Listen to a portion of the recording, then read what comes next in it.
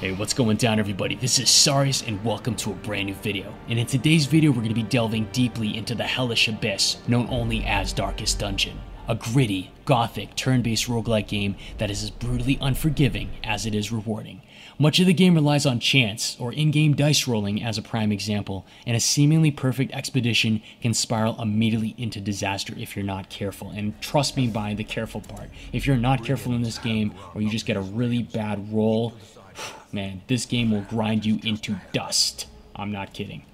Unlike other lighthearted RPGs where you can just romp around in a dungeon not worrying about a single thing, you just suck down mana potions and health potions and be on your way and loot and get gold, this really is the type of game in terms of Darkest Dungeon that focuses on your characters, the aftermath of trauma, of battle, of psychological stress that's induced through every blow, through every swing, through every trap that you encounter, all the enemies, the horrors of what you see down there. It's absolutely terrifying. And I think that's probably the best thing about this game. It really implements a very horror-esque sort of ambience where you really do become drawn in not only to the world, the visceral, hauntingly beautiful artwork. I have to say it's beautiful, but you're also pulled in. You love your characters. You basically want them to live, and yet they're up against these crazy odds, against these innumerable threats that are going to kill them if you're not careful. And your very planning, your very action is going to decide their fate, which I find is absolutely astounding. I haven't seen this in another game in a very long time. Alright, check this out. This range character is going to get a lucky crit on my knight. The damage isn't what I'm worried about. Look at that shockwave of stress. 13 stress damage induced in just one single crit. And that usually cascades through the entire party, which means everybody's getting stress damage from one crit that an enemy lands on you. Very, very serious ordeal, guys, because when you think about it, each character only has a threshold for their mind of 100. Once they breach that level, pretty much they either have a chance of losing it completely where you lose control of them, they'll start attacking each other, they'll start raising the stress of other party members. When they go nuts, it's absolutely totally detrimental to your party. It will cripple you. You can die very quickly. Or on the flip side, they can get buffed. They start kicking ass. They're courageous. They're like, screw this. I'm not gonna lose to you. And they just completely reset their stress. That is probably the most valiant and valorous thing that your teammates can do. And again, it's a roll of the dice. It all really depends on luck and chance, which again draws me in. So you finish quests, you get rewards, and at the end, if you have enough experience points right here, you unlock various traits that are either beneficial. Light-based traits are very good for you. The dark-based traits are bad for you, and they'll change your behavior. Alright guys, so welcome to the heart of all of our operations. This is our base of operations. This is where you recruit new recruits, the FNGs that are hopefully going to become meritorious, that are going to get out there and be valorous in the face of battle, even if you have veterans that are crumbling, but yet they stand tall.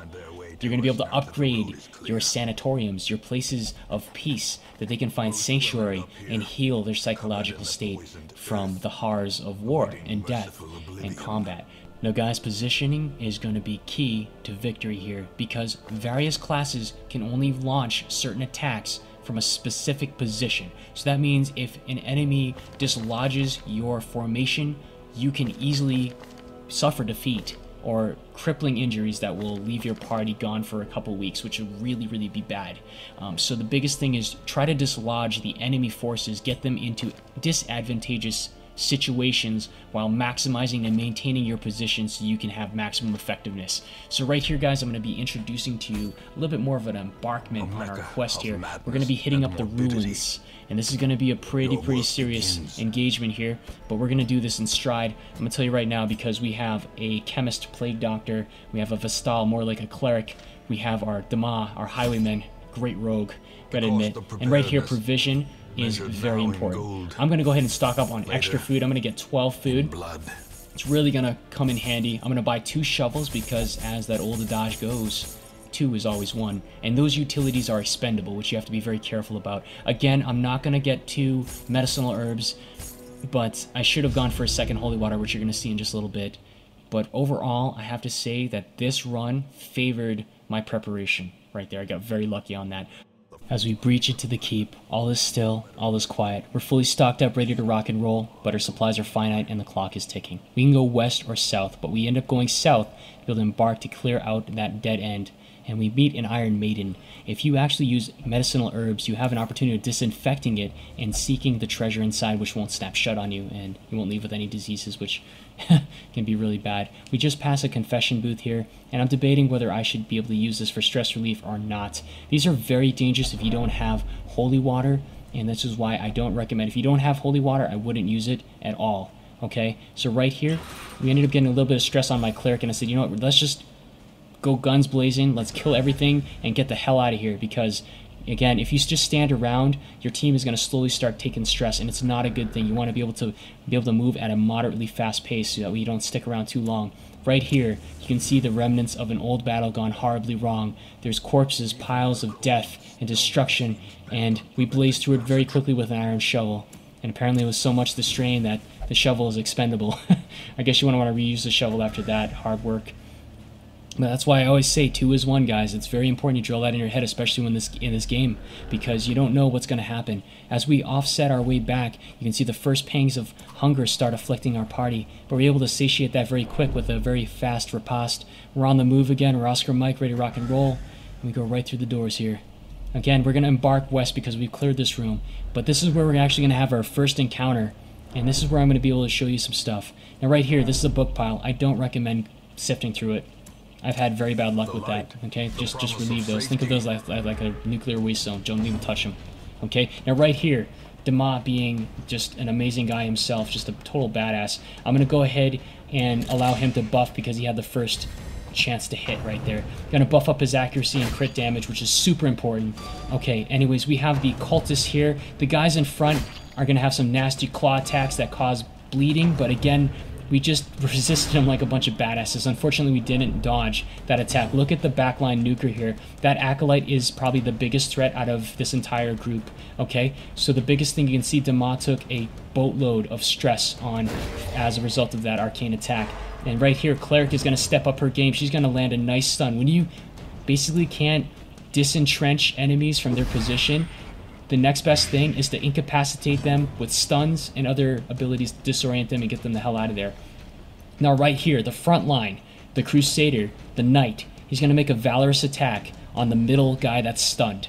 I figured, you know, what a good way to do a coup de grace. Take him out, get him out of the fight, and sure enough, it did work. I got lucky there on that roll there. But as you can see, our chemist went ahead and poisoned the backline acolyte. So this is going to actually be very good because, again, our cleric is going to do a nice stun on her and get her out of the fight right now. And at this point, I'm going to go ahead and actually, instead of using my attacks, which I can't because positionally there's no enemies in the backline that I can attack as a chemist, I go ahead and buff up Dema. So Dema is going to be really dealing out a ton of damage. Okay, now right here, Dema does a nice cleanup job on the acolyte, just slits her throat, gets her out of the way. And at this point now, we're dealing with one cultist. But he did get afflicted with basically bleed attack, so my chemist here has just the thing for him. Check it out. See, this is why stun is so important. When you have the last enemy, be able to do as much as you can to try to be able to stun that enemy, incapacitate him, so you get free turns to be able to get your healing and everything else going, so your party's recuperating as much as possible. It'll help you tremendously, okay? So in that case, during the fights, you definitely have to take that into note. We got some more food, which is amazing. We're going to actually get another hunger trigger, which is going to happen shortly. And you can see we're slowly starting to take a little bit of stress, but again, we're keeping the light up. The light is very important, guys, because what that does is at maximum light, you have the highest chance. You can see right there, I just procced it. The scout allows you to be able to scout the rooms ahead of you to see what you're up against. Now, if I'm correct, most of the satchels and sacks that you find around, even crates, they're usually safe. From what I've found, I've actually found almost 99% safety from those. Again, another confession booth, but we don't have holy water, guys. This is why I'm going to avoid that like the plague, because again, it is very plague-ridden, I'll tell you what. So as we breach into the north room, we are immediately assaulted by 4 enemies. The backmost enemy, the courtier, is extremely dangerous. We have to focus fire him, and the arbalest next to him is very dangerous also. Dema gets the first rite of passage, so he's going to go ahead and buff himself, upping up his accuracy and critical strike. He does take a tempting goblet to the face, which is going to raise his stress level significantly. So he's not doing too well in terms of the stress department. But again, our cleric, seeing that she has no way to dislodge the entrenchment in the back row, is going to go ahead and go for a nice stun towards the mid-tier character. Does work, pulled off successfully. Also is the chemist's ability to blight both enemies in the back row. Very, very helpful for DPS. And you're going to see this is all going to happen very quickly. Arbalest, this is what happens when they're entrenched in the back position. They will do massive damage to your party, and if they crit, it might be over for your team very quickly. So at this point now, we have our valiant knight Reynald. He's going to step forward and he's going to see if he can do some serious damage.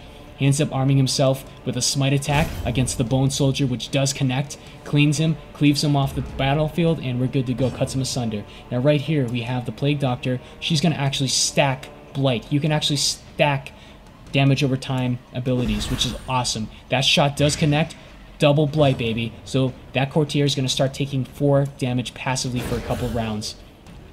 A nice stun does get popped off by our cleric, able to take out the Arbalest from the fight momentarily. Unfortunately, Demad does miss his charged up shot, which is going to suck a little bit because, again, Reynald's going to take a little bit of stress damage as a result of that tempting goblet effect.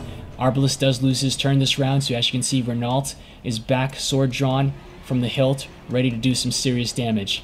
Ends up smiting for a beastly 14 damage, killing outright that enemy very quickly, or returning him back to dead. Or if you're undead, can you really die again? I really don't, I'm not sure. Look at the blight. The stacked up passive blight damage that the chemist double stacked on that courtier was enough to take him out very quickly, and now there's only one enemy left. I didn't want to use open vein, mainly because he doesn't have a bleed effect really on undead, but it's really not going to matter too much because this is the last and final fight.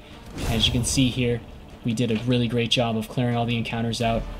We were able to win that very quickly. Now, a locked family heirloom box. This is one that you want to be using skeleton keys on because you can unlock hidden components to up your loot, which is pretty awesome.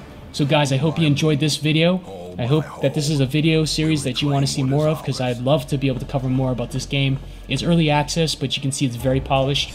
The art style is unlike anything I've seen in my life.